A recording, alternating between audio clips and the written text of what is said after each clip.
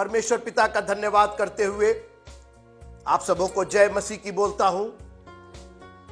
उस पिता परमेश्वर का धन्यवाद करता हूं जिसने अपने इकलौते पुत्र को हमारे लिए दे दिया, जो हमारे लिए मारा गया, गाड़ा गया और तीसरे दिन मुर्दों में से जी उठा और परमेश्वर पिता के दाहिने हाथ बैठ गया, जहां से वो जिंदों और मुर्दों का इंसाफ करने को आएगा। हम उस प्रभु की बाट जोह रहे हैं, मगर जब तक वो नहीं आ रहा है, हमारी मशालें जलती रहे और हमारे पास हमारी कुप्पियों में इतना तेल रहे कि अगर आधी रात में भी धूम मचे तो हम भी उस धूम में धूमधाम से शामिल हो सके। निर्गमन की पुस्तक का हम अध्ययन कर रहे हैं और आज 16वें अध्याय पर हम कुछ एक बात करना चाहते हैं।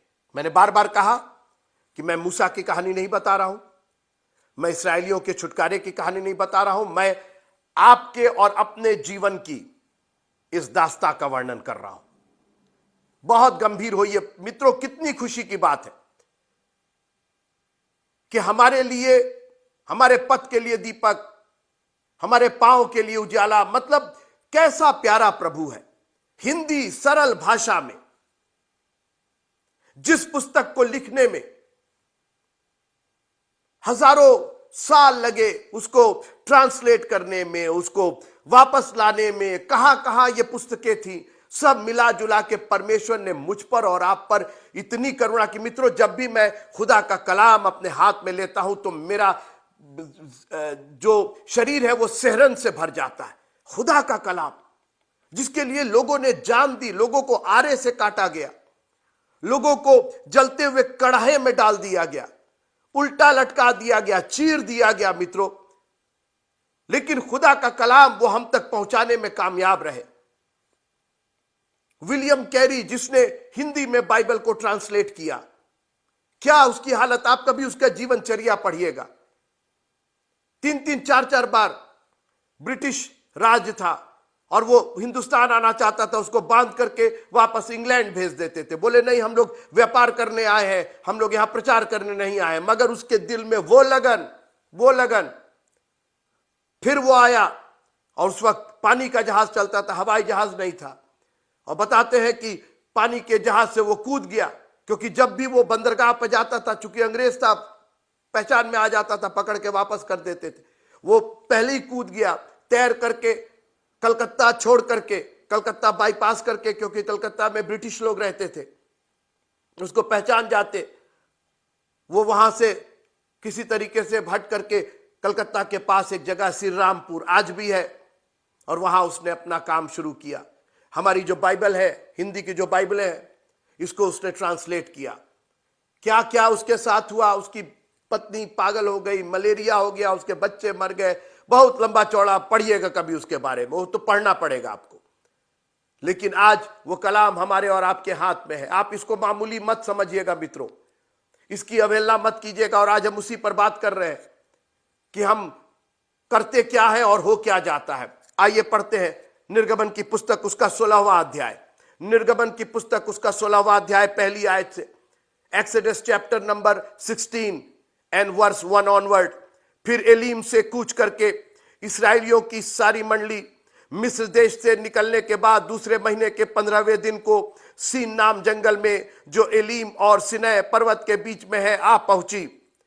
जंगल में, इस वर्ड को पकड़े रहिएगा, जंगल में इस्राएलियों की सारी मंडली मूसा और हारून के विरुद्ध बक बक करने लगी। इस्राएली उनसे कहने लगे, जब हम मिस्र देश में मांस की हांडियों के पास बैठकर मनमाना भोजन करते थे, तब यदि हम यहोवा के हाथ से मार डाले भी जाते तो उत्तम वही था।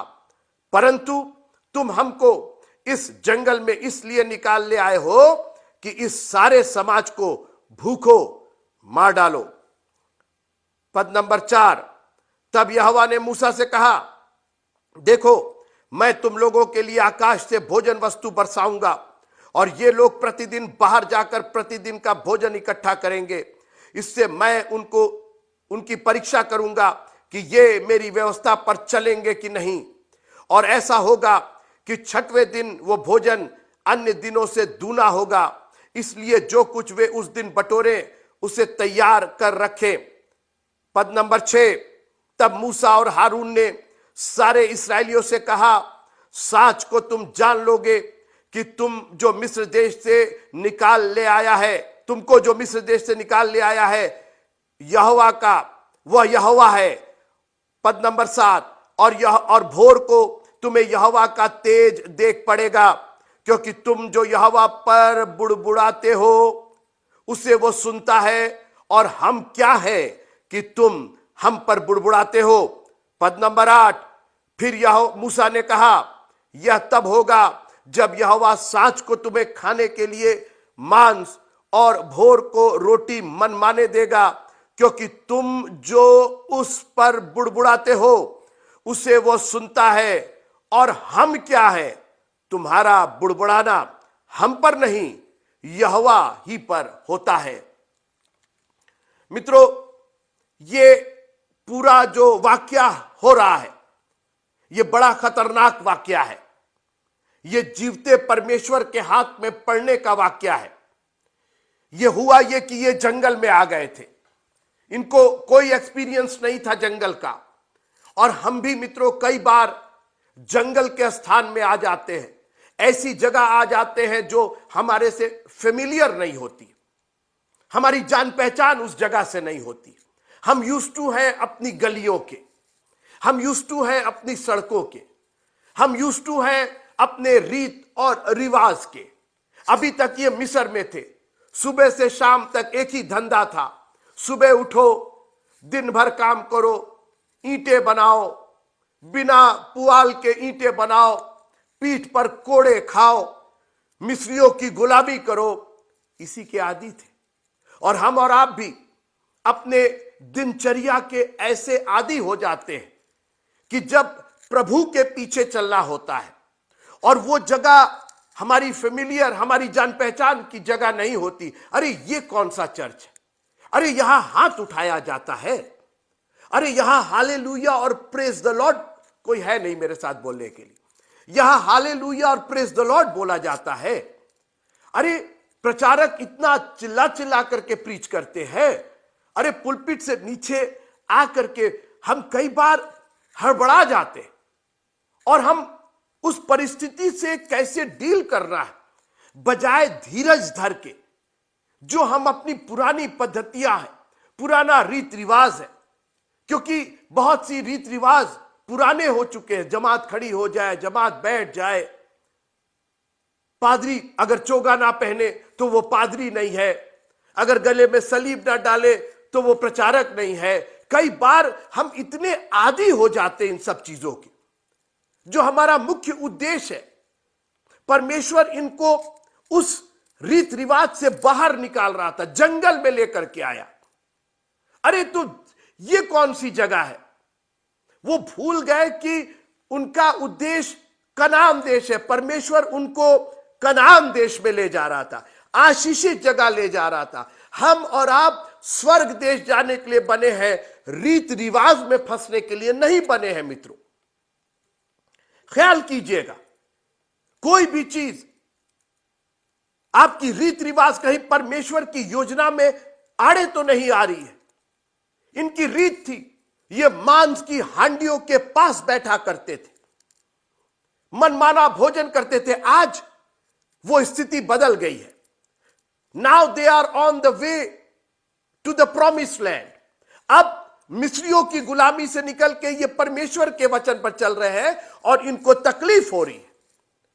और कई बार जब हम प्रभु के मार्ग पर चलते हैं, वचन पर चलते हैं, तो चूंकि हम उसकी आदी नहीं है, अभी तक हमको ऐसा सिखाया नहीं गया, इसलिए हम भड़क जाते। हम उस जंगल के उस माहौल में अपने आप को पा करके बिलबिला जाते। और हुआ क्या, ये जंगल में अपने आप को पाके बजाय ये सोचने के कि जो प्रभु हमें मिस्रियों के हाथ से छुड़ा करके लाया, जिसने खड़े खड़े हमारा उद्धार कर दिया, फिरौन की सारी सेना हम लोग के सामने उसने नेस्त नाबूद कर दी, रथों के समेत वो बह गया, खत्म हो गया, खत्म हो गया, वो पास्ट खत्म हो गया। सोचिए आप, जिस पिछले अध्याय को, पिछले जीवन को परमेश्वर ने हमेशा के लिए खत्म कर दिया, उसको ये वापस लेकर के आ रहे हैं। मिस्र की, इनको, ये मिस्र से तो निकल गए थे, मगर मिस्र इनके जीवन से नहीं निकल रहा था। आज बहुत से मसीहियों की यही दशा है, संसार से निकल गए हैं, मगर संसार उनमें से नहीं निकल रहा है। मैं आपसे पूछना चाहता हूं मित्रों, यह संसार कब निकलेगा? जी, आप संसार में हैं, संसार के नहीं है। कई लोग संसार के ज्यादा है, संसार में तो है ही है। आप प्रभु के हैं, उसने खून से आपको खरीदा है। You belong to Jesus. आपको कोई जबरदस्ती नहीं लेके आया। अगर आप चाहते तो आप रह जाते, लाल समुद्र के उस पार रह जाते, आप भी फिरौन की सेना के साथ खत्म हो जाते, क्या फर्क पड़ता। लेकिन अब आप जब लाल समुद्र के इस पार आ गए हैं, परमेश्वर का इतना बड़ा उद्धार आपने खड़े खड़े देखा, जिसमें आपका कोई योगदान नहीं था। खड़े खड़े आज उद्धार का काम देखो जो यहोवा करेगा। और क्या हुआ? जंगल में पहुंच करके ये मूसा और हारून के खिलाफ बकबक करने लगे। मैं इसी बात पर बात करके आपसे विदा लूंगा। इनके सामने मूसा और हारून थे, लीडर थे। किसके चुने हुए थे? परमेश्वर के चुने हुए थे। इनको और कोई मिला नहीं, 20 लाख लोगों में और कोई मिला नहीं, मूसा और हारून मिले। और इनको थोड़ी सी तकलीफ हुई, जंगल में आए, उस परिस्थिति से ये वाबस्ता नहीं थे, फेमिलियर नहीं थे, इन्होंने कभी जंगल देखा नहीं था। ये अपनी गलियों से, अपने घरों से, अपने कोड़ों से ये ज्यादा परिचित थे बनिस्बत इस जंगल के इस बीच में। मगर ये भूल गए कि इस जंगल में भी कोई उनके बराबर साथ है। दिन में बादल की साया बना और रात में अग्नि की ज्वाला बना। सोचिए, जो प्रभु उस जंगल में उनको लेकर के आया, जो उस मार्ग पर ले जा रहा है, चूंकि सकरा है ना ये मार्ग, इनके मन मुताबिक चीजें नहीं हो रही है, तो ये मूसा और हारून के खिलाफ बकबक करने लगे। मगर हुआ क्या? बकबक, मेरी बात ध्यान से सुनिएगा, ये बकबक तो कर रहे थे मूसा और हारून के खिलाफ, मगर वास्तव में वो बकझक यहोवा के खिलाफ थी। सुनिए, क्योंकि यहोवा ने तुम्हारा बकबक सुना है। 7वां पद, और भोर को तुम्हें यहोवा का तेज देख पड़ेगा, क्योंकि तुम जो यहोवा पर बुड़बुड़ाते हो उसे वो सुनता है। आप क्या सोचते हैं, हमारा प्रभु काठ और पत्थर है? आप किसी मूर्त की उपासना करते हैं? आप एक जीवित प्रभु की उपासना करते हैं। और हर एक आपका कॉन्वर्सेशन, जब आप स्तुति और प्रशंसा करते हैं वो, और जब आप बुड़बुड़ाते और कुड़कुड़ाते हैं, जब आप शिकायत करते हैं, जब आप प्रभु के कलाम पर क्वेश्चन करते हैं, जब आप प्रभु के लीडर्स पर उंगली उठाते हैं, वो वास्तव में आप प्रभु के ऊपर बुड़बुड़ा रहे हैं। बहुत भयानक बात है मित्रों। है बात छोटी सी, लेकिन बहुत गंभीर बात है। 2 मिनट लगता है हम लोग पादरियों के खिलाफ, लीडर्स के खिलाफ, अरे पादरी साहब तो ये, अरे पादरी तो वो, अरे पादरी ये वो। पादरी सबसे इजी टारगेट मिलते हैं। अरे पादरी तो ये करते हैं, पादरी तो वो करते हैं, उनको देखिए वो यहां जा रहे हैं, वो वहां जा रहे हैं। क्यों? आपकी आंख में जो लट्ठा है उसको कौन निकालेगा? कहीं ऐसा ना हो कि पादरियों की खिलाफत करते करते आप खुदावंद की खिलाफत करने लगे। मूसा और हारून ने कहा कि हम क्या है? मैं पढ़ूं निर्गमन की पुस्तक 16वां अध्याय और उसकी 8वीं आयत। फिर मूसा ने कहा, यह तब होगा जब यहोवा साँझ को तुम्हें खाने के लिए मांस और भोर को रोटी मनमाने देगा, क्योंकि तुम जो उस पर बुड़बुड़ाते हो वह उसे सुनता है। और हम क्या है? तुम हम पर नहीं बुड़बुड़ा रहे हो, हमको मत सोचो, क्योंकि भोजन देने वाला, जीवन देने वाला, उद्धार देने वाला यहोवा परमेश्वर है। और जो तुम हम पर बुड़बुड़ा रहे हो, तुम वास्तव में यहोवा पर कुड़कुड़ा और बुड़बुड़ा रहे हो। आज के बाद से अपने बच्चों को, अपनी पत्नी और अपने पति को एक हिदायत दे दीजिए कि पादरी साहब के खिलाफ, अपने लीडर्स के खिलाफ, ठीक है मुझे मालूम है बहुत सी आत्माएं बराबर नहीं होती, बाइबल कहती है आत्माओं को परखो। मुझे मालूम है बहुत से पादरीगिरी वाला काम नहीं कर रहे, लेकिन जो सुसमाचार के सुनाने में निपुण है, निर्भीक है, एक नहीं दो गुने आदर के योग्य समझे जाए, क्योंकि उनका आदर परमेश्वर का आदर है। उन पर बुड़बुड़ाना परमेश्वर पर बुड़बुड़ाना है। अपने पास्टर्स की, अपने लीडर्स की इज्जत कीजिए।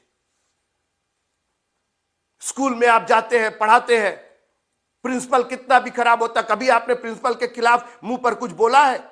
पीठ पीछे भी आप नहीं बोलते, भैया पता नहीं कौन सुन लेगा, जाके लगा बजा देगा, हालत चौपट हो जाएगी।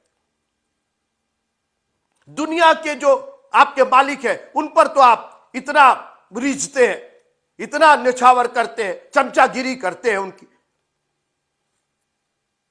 कैसी भद्दी साड़ी भी पहनी हो प्रिंसिपल साहिबा, अरे क्या बात है, क्या खूबसूरत लग, क्या बढ़िया सूट, क्या बढ़िया टाई, जबकि आप मन में कर रहे हो अरे क्या क्या है। हमारा प्रभु जो परफेक्ट है मित्रों, फिर से सुनिए, जो परफेक्ट है, जिसमें कोई दोष नहीं है, जो सुबह को सूरज और शाम को चंद्रमा से हमारी हिफाजत करता है, न दिन को धूप से न रात को चांदनी से तेरी कुछ हानि होगी, वो मेरा चरवाहा है, चाहे मैं घोर अंधकार से, ऐसा प्रभु, उसके खिलाफ आप बगावत करेंगे, उसके खिलाफ आप बुड़बुड़ाएंगे? कहां लिखा है कि हर एक बात में धन्यवाद करो, सदा आनंदित रहो। देखिए जब धन्यवाद होगा तो आनंद भी होगा, जब आनंद होगा तो धन्यवाद भी होगा। सुबह से शाम तक हम लोग मांस की हांडियों के पास बैठा करते थे भोजन को लेकर के। 40 दिन वो निराहार रहा, उसको भूख लगी, इब्लीस चला आया, पत्थरों से कह दे क्योंकि बगैर रोटी के तू जिंदा नहीं रहेगा। अरे इब्लीस तुमको क्या पता। आज कह दीजिए अपनी परिस्थितियों से, आज मैं सारी नौकरी चाकरी छोड़ के प्रभु की सेवा करने जा रहा हूं। अरे कैसे खाओगे, कैसे पियोगे?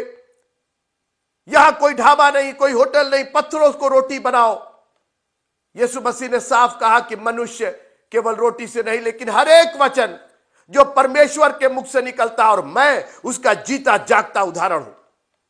जी, मैं सरकारी नौकरी थी, पेंशन थी, आज लोग मरे जाते हैं लाखों रुपया दे करके। मेरे भाई जो प्रिंसिपल है कॉलेज के बताते हैं कितने लोग ये सोर्स, वो सिफारिश, ये पैसा ले लीजिए, वो पैसा ले लीजिए, नौकरी दे दीजिए। वही नौकरी जो मैं रिजाइन करके आ गया, लात मार करके चला आया उस नौकरी को। जानते हैं क्या करने के लिए? ताकि मैं हर एक उस वचन से जो परमेश्वर के मुख से निकलता है जीवित रहना चाहता था। और आज जो मैं जीवित हूं, मैंने कई बार इस बात की गवाही दी और मैं इस बात को बराबर दोहराऊंगा। मेरे एक बहुत अच्छे कलीग थे, मित्र थे, मेरे साथ पढ़ाते थे, और जब मैं इस्तीफे का लेटर लिख रहा था, रेजिग्नेशन लेटर लिख रहा था कि respected manager, respected principal, I want to resign from my job, मैं अपने नौकरी से इस्तीफा देना चाहता हूं। वो टीचर मेरे पास बैठे थे, बोले क्या कर रहे हो? मैंने कहा इस्तीफा दे रहे इस नौकरी से। बोले पागल हो गए हो? यही शब्द थे उनके, पगला गए हो? बोले सरकारी नौकरी है, पेंशन है, हर महीने बंदी बंधाई तनख्वाह मिलेगी तुमको, तुम्हारा बेटा है, तुम्हारी पत्नी है। भोजपुरी में कहा कि कैसे खिएबा, है नौकरी ना रही तो कैसे खिएबा, कौन दूसरा नौकरी करबा, है भोजपुरी में उन्होंने कहा। मैंने कहा भाई जब तक कॉलेज की नौकरी की है, कॉलेज ने खिलाया, आज एक बड़े मालिक की सेवा करने जा रहे हैं, आप उसकी जिम्मेदारी है। और मित्रों उसके बाद से पीछे मुड़ करके नहीं देखा, इतना खिलाया उसने इतना भोजन वस्तु दिया कि कुछ ज्यादा ही हो गया। 2-3 साल के बाद उसी मित्र का मेरे पास संदेश आया कि अपनी बेटी की शादी कर रहे हैं, कुछ मदद कर देते, और मैंने किया। 10,000 रुपए मैंने भेजे, मेरे पास थे नहीं, मैंने कहा भेजो, इनको तो जरूर भेजो।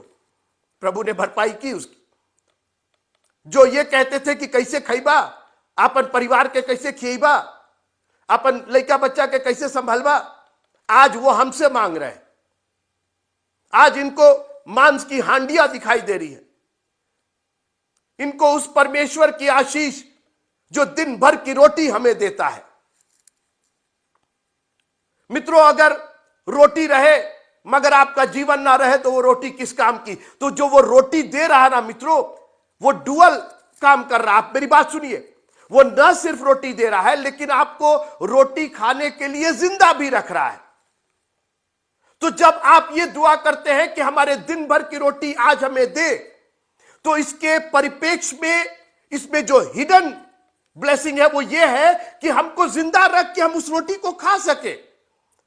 आप ना सिर्फ रोटी दे रहे हैं लेकिन हमको रोटी खाने की, उसको पचाने की, उससे ताकत पाने की आप हमको ब्लेसिंग भी दे रहे हैं। ये सिर्फ रोटी दे दे, आप रहे ना, आप खत्म हो गए, आपकी सांसें उसने खींच लिया, रखिए रोटी लेकर के। तो जब आप ये दुआ करते हैं तो आप रोटी मत देखिए, आप ये देखिए कि रोटी खाने की ताकत उसने दिया है। आज जो लोग चले गए उनके घर में रोटियां भेज दीजिए, क्या फर्क पड़ता है? मुर्दा कितनी रोटी खाएगा? आप प्रभु का धन्यवाद कीजिए कि खुदावंद आपने ना सिर्फ रोटी दी है लेकिन उस रोटी के साथ वो जीवन की रोटी दी है, वो जीवन का जल दिया है। आज मूसा और हारून पर कुड़कुड़ाने बड़बड़ाने के लिए पूरी मंडलियां पड़ी है। इसके अंदर एक एक जन तैयार था, एक जन नहीं था जो खड़ा होकर कहता नहीं प्रभु हमें मार भी डाले यहां पर चलेगा, वो हमको निकाल करके लेकर के आया है, नाउ इट्स हिज रिस्पॉन्सिबिलिटी। परमेश्वर का भय मानना मनुष्यों के भय मानने से कहीं ज्यादा बेहतर है। शद्रक मेशक अबेदनगो पहुंच गए राजा साहब के पास, बोले कोई खिलाफत नहीं है लेकिन आपका हुक्म नहीं मानेंगे, हमको उसका भय ज्यादा है। अरे आप डरा रहे हैं, बिल्कुल डरा रहे हैं। बाइबल कहती है परमेश्वर का भय मानना, फियर ऑफ द लॉर्ड। क्या मतलब हुआ? कौन सा फियर? यस, जो आज डर खत्म हो गया है। आज इंसान का डर, रोटी का डर ज्यादा हो गया है, और इसीलिए हमारे नवयुवक जो है वो रोटी की तलाश में इधर उधर जा रहे हैं बजाय अनंत जीवन की रोटी के लिए। कहा उनको दुनिया की सारी रोटी पर लात मार के बोले नहीं चाहिए मेरे को, हम खुदा की खिदमत करेंगे, हम खुदा का कलाम प्रीच करेंगे, खुदा हमें खिलाएगा। कौवों से रोटी खिलवाया मित्रों, कौवों से मांस खिलवाया उसने, बेहतर से बेहतर। और जो भोजन दिया, हम आगे फिर देखेंगे, जो भोजन परमेश्वर ने दिया, भूल गए वो मांस की हांडियां, सड़ा गला, पता नहीं क्या खाते थे वहां पे, मिस्रियों में क्या खाते होंगे, उस गुलामी में क्या खाते होंगे वो वही जानते होंगे।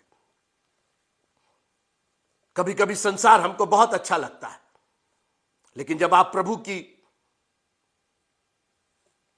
आशीष को, उसकी भलाइयों को, उसके उपकारों को आप देखेंगे तो आपका दिल खुशी से भर जाएगा और आप कहेंगे मुझे माफ करना प्रभु जी। मैं चाहता हूं कि इस अध्याय को एक बार फिर से पढ़िएगा और माफी मांगिएगा। मैंने माफी मांगी, मैंने कहा प्रभु अगर मैं कभी बुड़बुड़ाया हूं, मैंने कभी किसी तेरे सेवक के प्रति कुछ बात कही है, मुझे माफ कीजिएगा। कहीं ऐसा ना हो कि उस सेवक की वजह से की बजाय मैं आप पर बुड़बुड़ा रहा था, आपने अपॉइंट किया उसको और हम सोच रहे हैं हम पादरी की बुराई कर रहे हैं, हम लीडर की बुराई कर रहे हैं, मगर कहीं ये आपके खिलाफ ना हो जाए और आपके खिलाफ हम कोई बात नहीं कर सकते। कहीं खुदा ने आपके खिलाफ मोर्चा खोल दिया तो आपकी क्लास लग जाएगी, हमारी और आपकी बड़ी परेशानी हो जाएगी। पिलातुस चले आए यीशु मसीह से पूछने के लिए ये क्या है वो क्या है। यीशु मसीह ने, मैं सोच रहा था कि अगर यीशु मसीह ने तुमसे पूछ दिया होता ना तो जवाब देते नहीं फिरते। आज हम लोग को दुनिया के क्वेश्चन है, बाइबल में ये क्यों लिखा, बाइबल में क्यों लिखा, प्रभु ने ये क्या, अब प्रभु आपसे कुछ पूछ दे तो आपके पास जवाब देते नहीं बनेगा। सारी उसकी आशीषों का उपयोग किया आपने और कितनी बार उसको धन्यवाद दिया। अपना बुड़बुड़ाना एक तरफ रखिए और अपना धन्यवाद एक तरफ रखिए। बुड़बुड़ाना ज्यादा होगा, कुड़कुड़ाना ज्यादा होगा बनिस्बत धन्यवाद के। मित्रों, प्रभु ने हमें बड़ी सावधानियां दी हैं, बड़ी चेतावनियां दी हैं और इन चेतावनियों की उसका अवहेलना मत कीजिएगा। हमें एक स्वर्ग के मार्ग पर जाना है।